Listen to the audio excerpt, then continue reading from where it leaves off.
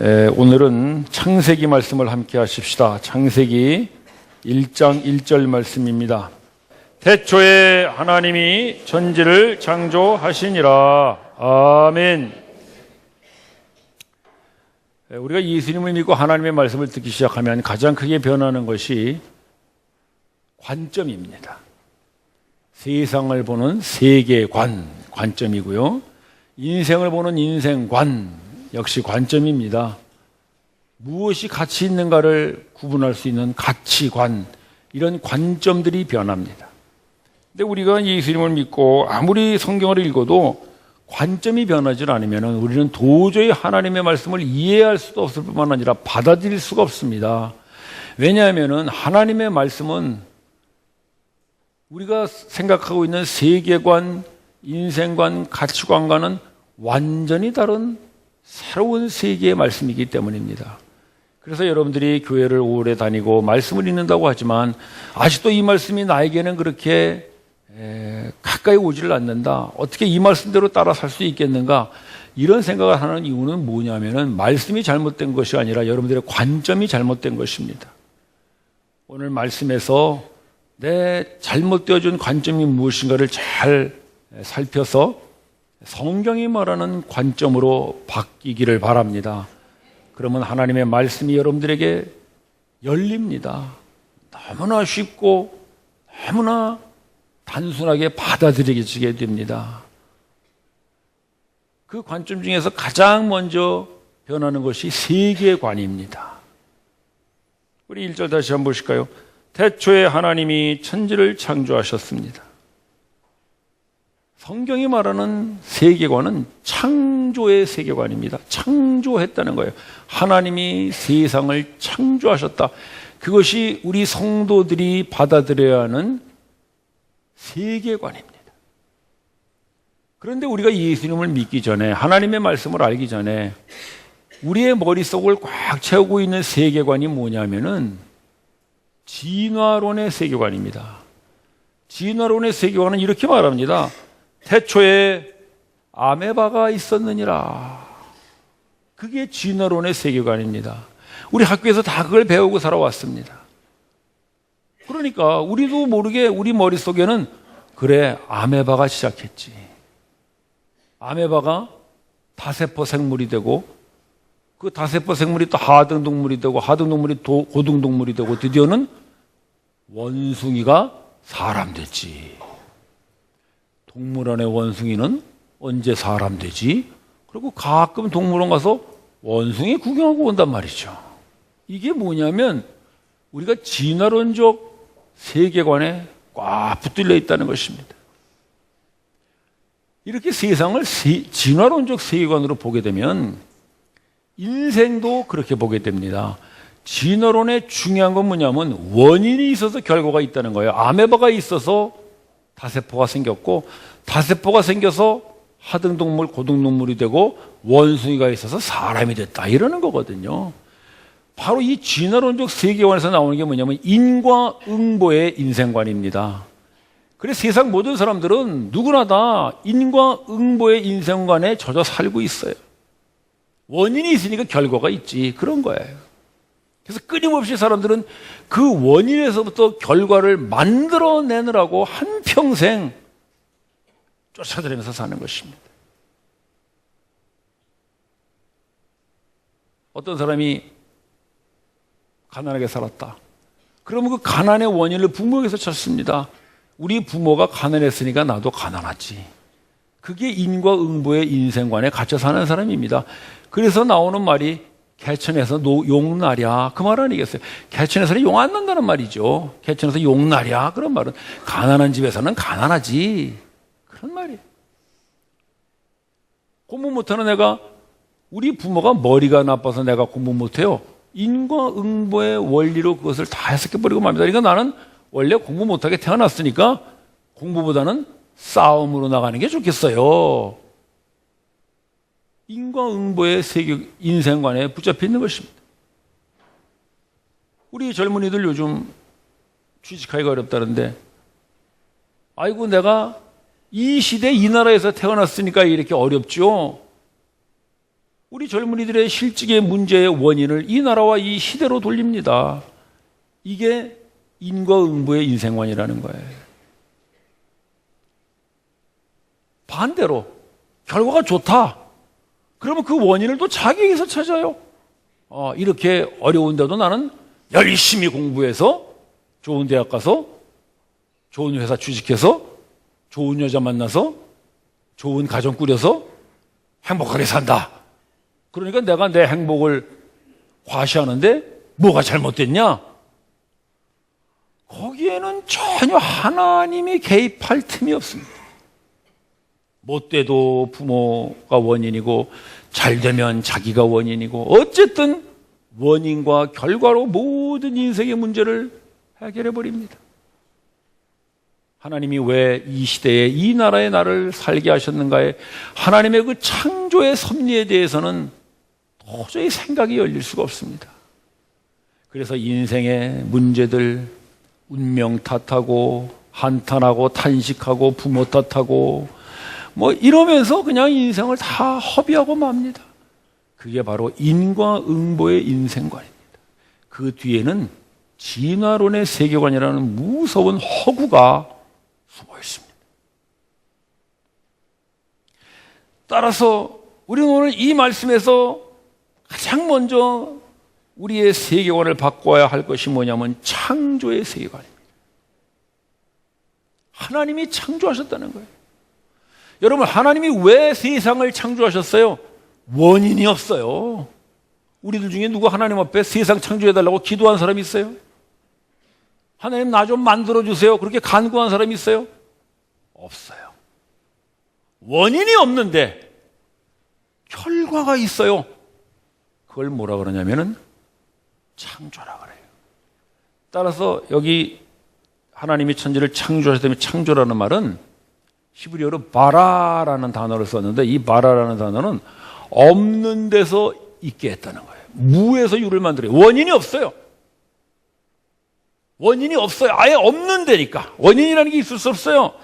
근데 거기에서 어떤 존재를 만들어내셨다는 것이 어떤 결과를 만들어냈어요. 그게 창조예요. 따라서 우리 모두는 하나님의 창조에 의하여 만들어진 사람들임을 믿습니다. 그래서 우리가 만들어진 것은 원인이 없이 만들어진 거예요. 하나님께서 스스로 결정해서 내가 나의 형상을 따라 사람을 만들어야 되겠다라고 스스로 결정하시어 만드신 사람들이 바로 저와 여러분들임을 믿습니다. 따라서 그것을 은혜라고 합니다. 은혜. 원인이 없는데 결과가 나왔어요. 그게 은혜예요. 여러분, 은혜가 뭐예요? 받을 수 있는 자격이 없는 자에게 주시는 하나님의 선물. 그게 은혜의 정의잖아요. 우리는 하나님으로부터 받을 수 있는 아무런 원인이 없어요. 하나님 앞에 원인을 제공한 게 없어요. 그런데 하나님 우리를 창조해 주셨어요. 은혜지요. 은혜지요. 이런 은혜적인 인생관을 가지고 살아가는 사람은 드디어는 우리의 모든 인생의 문제를 하나님의 은혜로 풉니다. 인과응보로 풀잖아요. 공부를 잘해서 좋은 대학에 들어갔어요. 좋은 데 취직했어요. 좋은 배우자 만나서 아름다운 가정 꾸렸어요. 하나님이 나에게 이런 모든 것들을 선물해 주셨구나. 은혜를 고백합니다. 은혜를. 힘들고 어려운 삶을 살게 됐다. 이 속에서 하나님의 은혜를 느끼게 하시는구나. 여러분, 그게 은혜의 인생관입니다. 그 은혜의 인생관 뒤에는 창조적 세계관이 있습니다. 이렇게 은혜의 인생관을 가지고 사는 사람은 나의 창조가 바로 원인 없이 하나님의 은혜로 만들어졌다는 것을 고백합니다. 우리 창세기 2장 말씀 한번 봅시다. 2장 7절 말씀인데 한번 여러분 읽어보시기 바랍니다. 네, 인간의 창조인데 한번 읽어볼까요? 시작.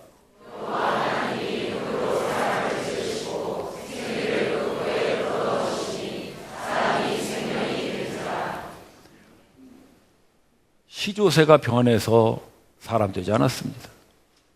무슨 고등동물이 변해서 사람 되지 않았습니다. 사람은 어떤 원인에 의하여 결과로 만들어진 것이 아니라 그냥 무에서, 흙이라고 하는 사람과는 아무 관계없는 없는 데에서 하나님께서 여러분들을 창조하셨음을 믿으십시오. 그게 은혜입니다. 은혜.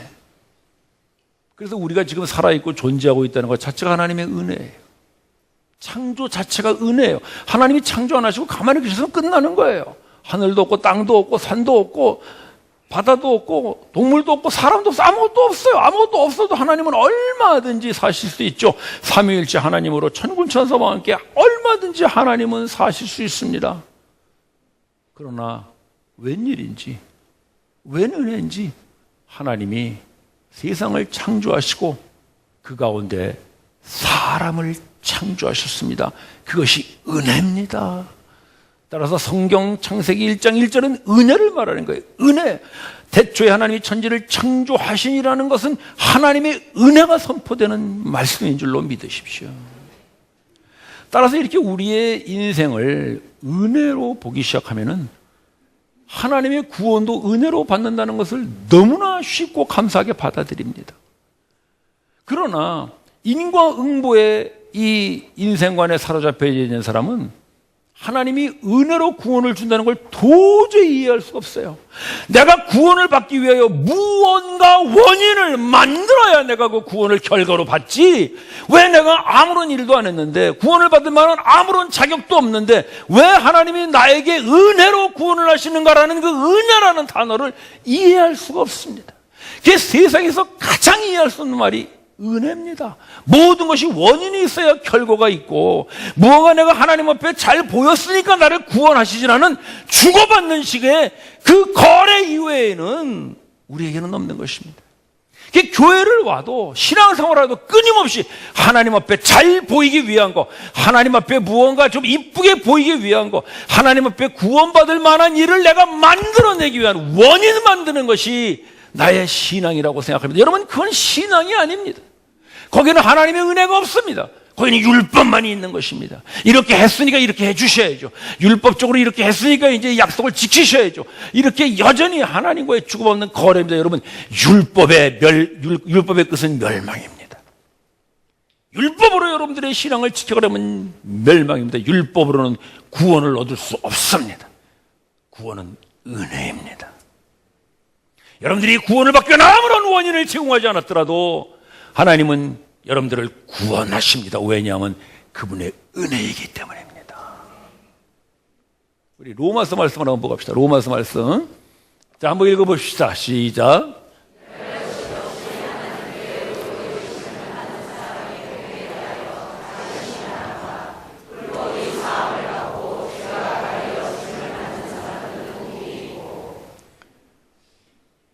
의롭다 인정함을 받기 위한 일들을 하지 않았는데도, 그게 바로 일한 것이 없어도 의롭다 인정방을 받는 사람입니다. 의롭다고 인정받을 만한 아무런 일을 한 것이 없는, 일한 것이 없음에도 불구하고 하나님께서 너 의롭다고 인정해 주시는 그 은혜를 받은 사람이 복이 있다는 것입니다. 그 사람이 행복하다는 거예요. 여러분, 하나님의 은혜를 받으셨습니까? 여러분들이 하나님 앞에 구원받을 만한 아무런 조건도 자격도 내놓지 못했는데 하나님이 그저 여러분들을 은혜로 구원하신 걸 믿으십니까? 행복한 사람들이죠. 여러분들이 행복하다. 성경이 이렇게 말하는, 네가 행복하다. 그래서 하나님께서 우리가 죄인 되었을 때, 우리가 아직 하나님 앞에 의인이라고 내놓을 만한 것이 아무도 없는, 우리 멋대로 살고 우리 마음대로 살고 우리 육체와 쾌락을 따라 살던 우리가 아직 죄인 되었을 때에 하나님께서 은혜로 그리스도를 이 땅에 보내시어 우리의 모든 그 불법과 죄의 형벌을 그분 안에 집어넣어 우리를 십자가에서 구원하셨음을 하나님의 은혜로 믿으십시오. 은혜의 인생관을 가진 사람은 그런 복음을 들을 때 아주 쉽게, 아주 감사하게 받아들여요. 그런데 이 인과응보의 이 인생관에, 이 선입관에 꽉 묶여 있는 사람은 아무리 은혜를 얘기해도, 아무리 형제님 지금 그 모습 그대로 하나님 은혜를 주십니다. 그대로 하나님 구원하십니다. 얘기해도 여전히 받아들이지를 못해. 안타까워요. 제가 그런 분들 많이 봤어요. 그렇게 얘기를 하는데 마지막에 하는 소리가 그래도 뭐 좀 해야 되지 않겠어요?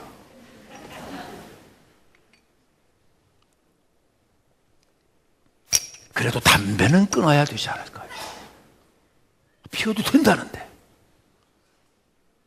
피워도 구원해 주신다는데, 그래도 술은 끊어야 되지 않을까요?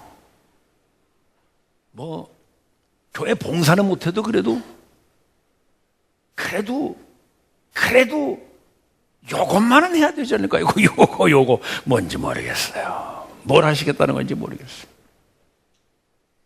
여러분, 오늘 그 인과응보를 하나님이 끊으십니다. 원인 없이 너에게 구원이라는 결과를 만들어 주시는 분이 하나님이신 줄을 믿으십시오. 은혜도 뻔뻔해야 받지, 뻔뻔하지 않으면 못 받아요. 우리는 교회 와서 너무나 뻔뻔하지 않고 너무나 차려. 아이고 그래도 양심이 있지 사람이. 저 사람 어떻게 뻔뻔하게 어떻게 저래가지고 저 사람 뭐 하겠다고. 아이고 나 정도는 돼야지. 바로 그거. 하나님이 제일 꼴보기 싫어하시는 것이죠. 따라서 창조의 세계관은 은혜의 인생관을 만들고요, 은혜의 인생관은 은혜의 구원을 깨닫습니다. 그래서 창세기 1장 1절을 잘 이해하면 하나님의 구원도 너무나 쉽게 이해가 되는 거예요. 하나님이 우리의 아무런 원인 없이 우리를 사람으로 창조하셨는데 역시 우리 속에 아무런 이유 없지만 하나님이 우리를 은혜로 구원하시는구나. 할렐루야. 쉽지요? 끝낼까요? 너무나 쉽죠, 여러분. 창세기 1장 1절이 바로 그 은혜를 말하는 거예요. 이렇게 은혜로 구원받는 걸 아는 사람은요, 은혜로 삽니다. 사는 것도 은혜로 사는 거예요. 예수님 그러셨잖아요. 공주 나는 새를 보라. 저가 심지도 않고 거두지도 않았다. 심어야 거두지요. 심고 걷는 것이 이게 인과응보잖아요. 근데 심지도 않고 거두지도 않았다. 창고에 들이지도 않았다. 아무런 원인이 없어요. 그럼에도 불구하고 하늘에 계신 아버지께서 먹이시느니라. 공중의 새도 은혜로 삽니다. 풀에 들의 백합화를 보라.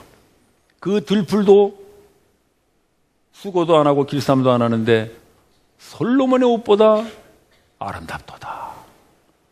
하나님이 이쁘시죠. 들풀도 하나님의 은혜로 삽니다. 하물며 하나님의 형상을 지은 사람이, 저와 여러분이 하나님의 은혜로 사는 것이 마땅하지 않겠느냐 이것입니다. 제가 한 20년 전에 직장을 그만두고 이제 외국에 신학을 공부하러 가야 되겠다, 이렇게 이제 회사에 사직서를 냈습니다. 그랬더니 이제 우리 동료들이 찾아와서 인사하면서 제일 많이 걱정해 주는 것이, 요즘 그 나이에 그만두고 어찌 살라 그럽니까? 생활 걱정을 하는 거죠. 그때 제가 40 초반이었거든요. 그래 이제 가정을 이끌어가는 가장이 와야 되는데 뭐 회사 그만두니까 사실 그 걱정이 당연하죠. 그렇다고 뭐 큰 돈 벌어오는 것도 아니고. 그래, 자네들 말이 참 맞긴 맞네. 제가 그랬어요. 그러면서 제가 이런 얘기를 했어요. 그러나 하나님은 회사 밖에도 계시네.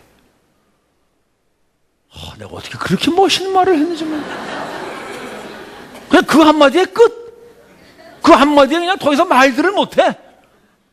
하나님이 회사 밖에도 계셔. 여러분, 우리 직장 생활할 때 또는 여러분 사업하실 때 어떻게 기도합니까? 직장을 위해서 기도하죠. 하나님, 어쨌든 이 직장에서 뭐 진급도 잘하고 쫓겨나지 않고 뭐 왕따 당하지 않고 뭐 어쨌든 이 직장에서 생활 잘하게 해주세요. 당연히 그렇게 기도해야죠. 사업하시는 분들은 사업 잘 되게 해주시고 뭐 이렇게 기도하면. 근데 여러분, 우리가 직장과 사업을 위하여 기도한다는 것은 사실 하나님이 직장과 사업을 지켜주시는 하나님이라고 생각하기 때문이 아닐까요? 그렇다면 하나님은 나를 직접 지켜주시는 분이 아니라 내가 속해져 있는 직장과 사업을 통해서 나를 지켜주시는 하나님이니까 그건 한 다리 건너는 하나님 아닌가요? 그러다가 나를 보호해주고 지켜준다는 그 직장이 없어지고 사업이 실패하면 우리는 갑자기 하나님도 없어진 것 같이 그냥 망연자실 붕 뜬단 말이에요. 왜 그래요? 하나님을 믿는다고 하면서 사실은 하나님을 믿는 것이 아니라 하나님이 주시는 그 직장이라는 울타리, 그 사업이라는 울타리, 그 건강이라는 울타리, 그 여러분들의 가정이라는 울타리, 그것들이 여러분들을 지켜준다고 생각해 왔기 때문이 아니냐 이것입니다. 그래서 직장 그만둔다 그러면 다들 놀라는 거예요. 어떻게 살라고. 그러나 여러분, 회사 밖에도 그 울타리 밖에도 하나님은 계심을 믿으십시오. 사업 밖에도 사업이라고 여러분들을 지켜주는 그 울타리 밖에도 하나님은 계십니다. 그게 1장 1절 말씀이에요. 태초에 하나님이 천지를 창조하셨어요. 그 천지 속에 우리의 회사도 있고요, 사업도 있어요, 가정도 있고요, 교회도 있고, 아니 여러분들의 인생도 이 천지 속에 다 들어있는 것이죠. 근데 하나님이 그 천지를 창조하셨어요. 하나님이 천지를 창조하셨다는 것은 하나님은 천지 바깥에 계시다는 거예요. 바깥에 계시니까 그것을 창조하죠. 따라서 여러분들이 보호의 울타리라고 생각하는 여러분들의 직장, 사업, 가정, 자식, 요즘 자식 울타리라고 생각하는 사람 없겠지. 근데 그런 분들도 계시더라고. 재산, 건강, 목숨까지도 여러분들을 지켜주는 울타리라고 생각한다면 하나님은 그 바깥에도 계시는 하나님이심을 믿으십시오. 그것이 창조주 하나님이십니다. 따라서 그 회사라는 울타리가 없어졌을 때, 나를 보호해줬다고 생각하는 그 울타리가 없어졌을 때, 사실 울타리가 없어지는 것이 아니라 울타리 밖에 더 넓은 울타리, 하나님을 여러분들이 울타리로 만나게 될 줄로 믿습니다. 할렐루야. 그게 욥의 위대한 고백입니다. 욥이 마지막에 가서 고백하는 게, 내가 이제까지는 주에 대하여 귀로만 들었사온데 이제는 눈으로 보나이다. 욥을 보호해 준다고 둘러싸고 있었던 재산의 울타리, 존귀의 울타리, 자식의 울타리, 행복의 울타리, 명예의 울타리, 모든 것들이 다 없어져 버렸습니다. 그래서 욥은 고난을 겪죠. 그러나 그 고난 끝에 그가 발견한 게 그것입니다. 아, 나는 이제까지 하나님을 만난 것이 아니라 하나님이 지켜주시는 울타리를 만났구나. 그때 그가 그 위대한 고백을 합니다. 이제까지는 내가 귀로만 들었사온데, 당연하죠. 울타리 안에서 하나님을 들으니까 언제나 울타리를 통하여 듣지요. 그러나 그 모든 우리의 보호 울타리가 없어졌을 때 드디어 그는 울타리 밖에서 하나님을 봅니다. 그는 그 위대한 고백도 하죠. 내가 육체 밖에서 나의 창조주를 보리라. 여러분, 하나님이 우리의 목숨 지켜주십니다. 그러나 그 목숨의 울타리마저 사라졌을 때 우리는 그 목숨 밖에서, 육체 밖에서 계시는 하나님을 볼 줄로 믿습니다. 따라서 이 창조적 세계관을 가지면, 이 창조적 세계관에서부터 드디어 우리가 만나는 인생의 수많은 고난들이 드디어는 울타리 없애는 하나님의 손길이구나라는 것을 우리가 느끼게 됩니다. 따라서 그 고난을 통하여 우리는 귀로만 듣던 하나님을 눈으로 보는 참으로 경이로운 계기가 될 줄로 믿습니다. 그리고 그 마지막 울타리 목숨마저 사라졌을 때 우리는 거기서 슬퍼하고 좌절하는 것이 아니라 그 목숨 너머에 그 천지를 창조하신, 나를 흙에서 창조하신, 나의 목숨이 이 땅에 60년 70년 존재케 하신 그 창조주 하나님을 드디어 육체 밖에서 목숨 너머에 부활의 주로 보리라 믿습니다. 따라서 창조적 세계관은 드디어는 부활의 소망을 만들어주는 것입니다. 형제자매 여러분, 우리는 너무나 오랫동안 진화론적 세계관에 묶여 있었습니다. 따라서 언제나 원인과 결과를 이어가며 살아야 합니다. 오늘도 우리는 원인을 만들어서 좋은 결과를 얻어내보려고 바쁘게 살아갑니다. 거기에는 쉼이 없습니다. 거기에는 안식이 없습니다. 그러나 창조의 세계관을 받아들이시길 바랍니다. 하나님이 천지를 창조하셨습니다. 그 창조는 은혜입니다. 은혜를 우리의 인생관으로 받아들일 때 여러분들의 인생은 인과응보로 살지 않습니다. 은혜로 삽니다. 일하지 않아도 하나님이 먹이십니다. 여러분들이 아파트로 누워도 하나님이 치료하십니다. 여러분들이 외로워 쓸쓸해 있어도 하나님은 여러분들과 함께 하십니다. 그게 은혜입니다. 참 돌이켜 생각해 보면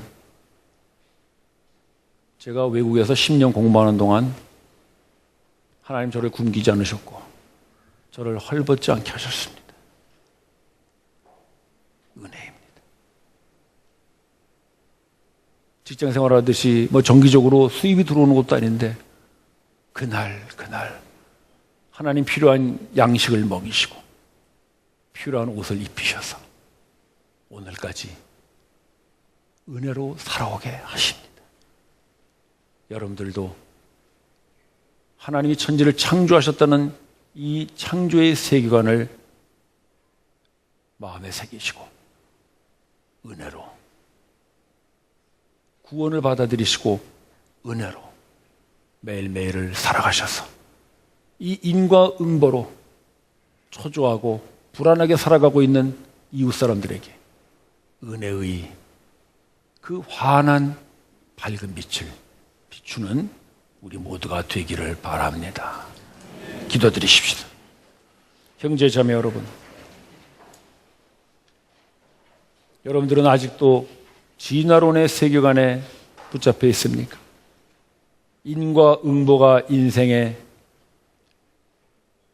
어쩔 수 없는 보상이라고 생각하십니까?